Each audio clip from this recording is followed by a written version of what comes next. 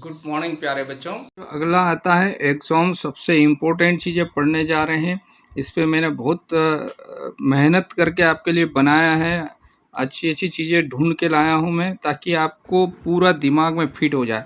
तो एग्ज़ाम्स जो है उसको कैसे डिफाइन करेंगे? A self evident truth that requires no proof. जिसको हम प्रूव नहीं कर सकते या जिसमें प्रूफ की आवश्यकता नहीं होती है, उसको हम क्या कहते हैं बच्चों?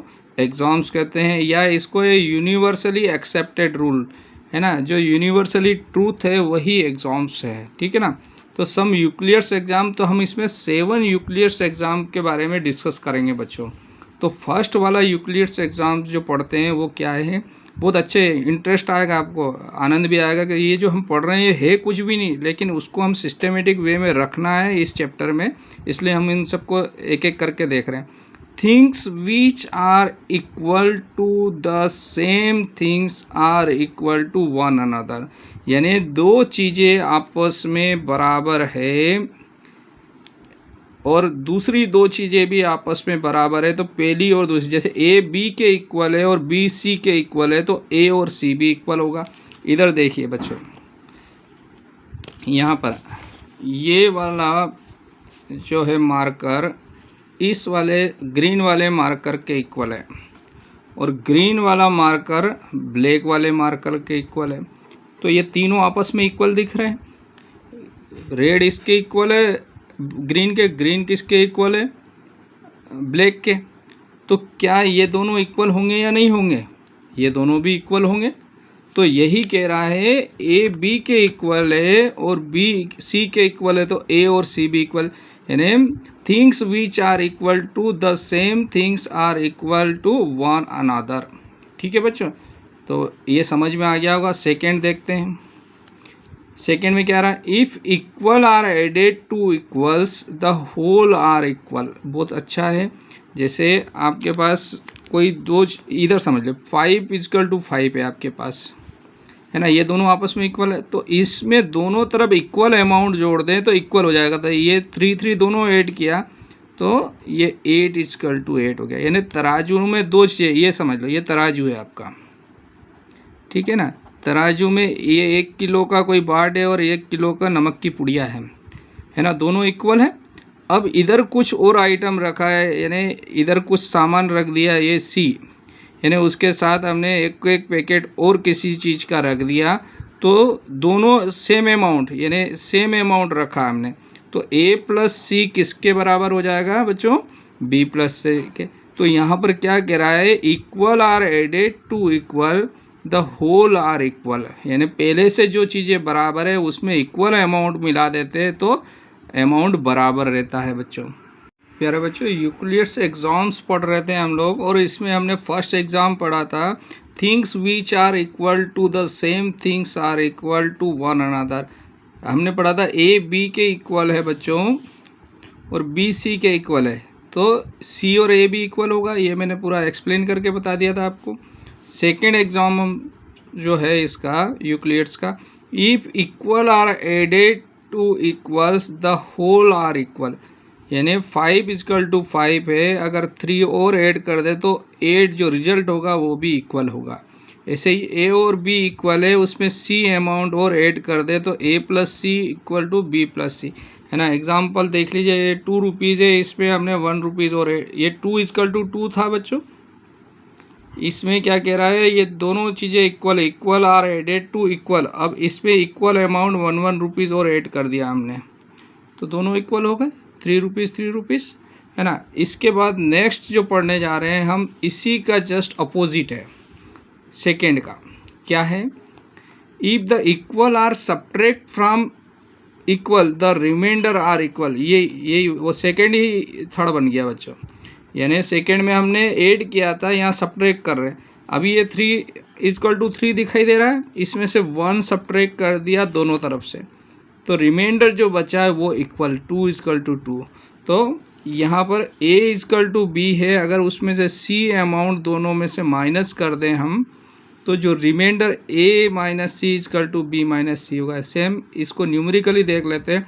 5 इक्वल टू 5 है, अगर 3 दोनों में से सब्ट्रैक्ट कर दे, वहाँ 3 ऐड किया था, यहाँ सब्ट्रैक्ट किया था, रिमाइंडर क्या बचा, 2 इज इक्वल टू 2।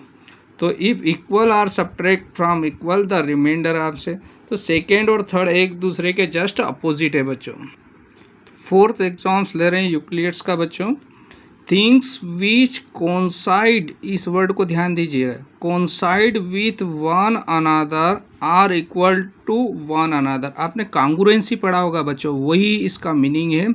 यानी दो चीज़ें कोइंसाइड है, कोइंसाइड का मतलब होता है एक दूसरे को पूरा पूरा ढक देना। जैसे ये, तो ये कोइंसाइड नहीं हुआ, 1 रुपीज़ का नोट जो है इसको नहीं ढक पा रहा है, लेकिन कोइंसाइड मैंने यहाँ पर दूसरा एग्जांपल दिया, ये 2 इसको पूरा ढक देता है और ये वाला 2 भी, 2 रुपीज़ का कॉइन इसको भी पूरा ढक देता है। जबकि ये कोइंसाइड नहीं है, ये 1 रुपीज़ इसको नहीं ढक पाता, जबकि 1 को ये ढक देता है। तो ये कोइंसाइड नहीं है बच्चों, समझ रहे हैं? ये दोनों आपस में कोइंसाइड नहीं है, जबकि ये दोनों कोइंसाइड है। तो इसका मतलब हुआ ऐसी चीज़ें जो एक दूसरे को पूरा ढक देती है वो आपस में भी बराबर दिख रही है, हुई ना, थिंग्स विच आर इक्वल। और आपने ज्योमेट्रिकली दिखाएंगे तो 2 सर्कल लिए जो 1-1 सेंटीमीटर के हैं, अगर उनको ड्रा करेंगे तो वो सेम होंगे, कोइंसाइड होंगे, एक दूसरे को ढक सकते हैं और आपस में इक्वल भी होंगे, है ना। तो ये फोर्थ एग्जाम्स पढ़ा हमने बच्चों। नेक्स्ट एग्जाम से 5th नंबर का बहुत अच्छा इंटरेस्टिंग है, the whole is greater than the part. यानी कोई भी एक चीज़ है, यानी किटकैट टॉफ़ी मान लीजिए जिसके 4 पार्ट दिखाई दे रहे हैं आपको, और किसी बच्चे 2 बच्चों में बांटना है, तो एक बड़ा बच्चा एक छोटा बच्चा, तो छोटे बच्चे को क्या करते हैं जनरली घर वाले, बड़ी टॉफ़ी ज़्यादा दे देते हैं और छोटे को 1 पीस दे दिया। यानी एक माँ है और एक बेटा है, तो माँ ने एक छोटा पीस लिया और बेटे को 3 पीस दे दिए, तो ये 2 भाग कर दिए। तो वो यूँ कह रहा है इस होल से ये दोनों पार्ट छोटे होते हैं, the whole is greater than the part, यानी होल इससे भी बड़ा है ये, और इससे तो ये तो नेचुरली हम जानते हैं।